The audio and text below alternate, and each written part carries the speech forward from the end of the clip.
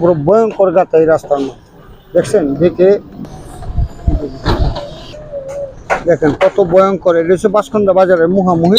এই বাংলারা দেখেন দেখে একটা লাইক শেয়ার করে দিয়ে। এই যে বাঁশখন্দা বাজারের মুহামুহি এসে গেছি। এটা হচ্ছে বাঁশখন্দা বাজার।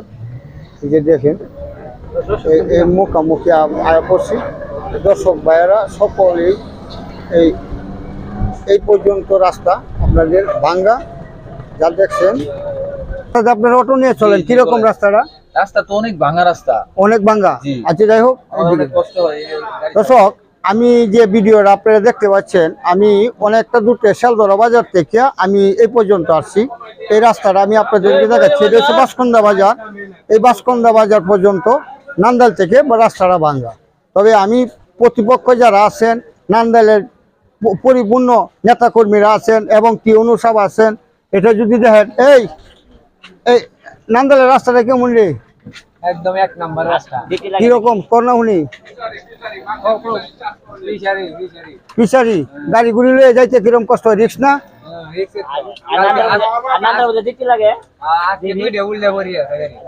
আজকে কি গাড়ি দুটো উল্টে পড়েছে? জিতি পড়ে। ভাই কি কইতে চাইছেন ভাই? এই যে আমাদের এক দোকানদার ভাই আছে, কালকে নান্দাইল গেছিলাম। হ্যাঁ, পরে আমার রাত যারা চাটনি বেতনা করতেছে এই ভাঙ্গা এরপরে 2 কেস মাল পড়ে গেছে ভাঙ্গা চুডে। বুঝছেন, এটি 2 কেস মাল পড়ে থাকে এই যে জাহির চুডে রুটে বেঁধে তো মাছের মাগুরের শ্বাস করুন প্রচুর পরিমাণ ক্ষতিগ্রস্ত মানুষ হচ্ছে।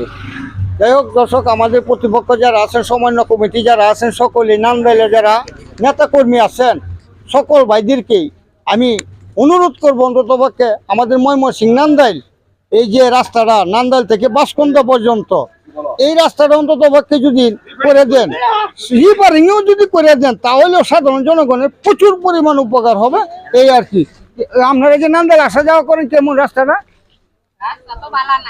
রাস্তা ভালো? রাস্তা ভালো না? আচ্ছা, যাই হোক দর্শক, এই যে আপনারা যতটুকু পারছি। চাষি কি নান্দাইল চাইছেন? চাষি নান্দাইল চাইছেন। রাস্তাটা কিরকম?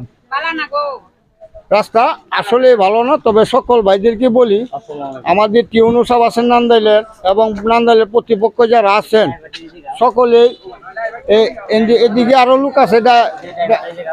এই কেমন রে নান্দাইলের রাস্তা? একবারই নষ্ট। কিরকম নষ্ট?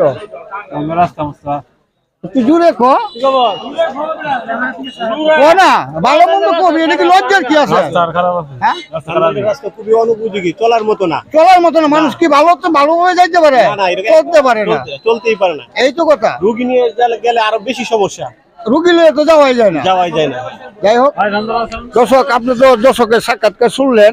তবে আমরা চাই কি, আমরা যারা ইনুসাব আছেন, বর্তমান বাংলাদেশের প্রধান, ওনার কাছে আমি আবেদন করি, এই রাস্তাটা অন্ততপক্ষে রিপেয়ারিং করে দিলেও সাধারণ মানুষ খুব সুন্দরভাবে চলতে পারবে।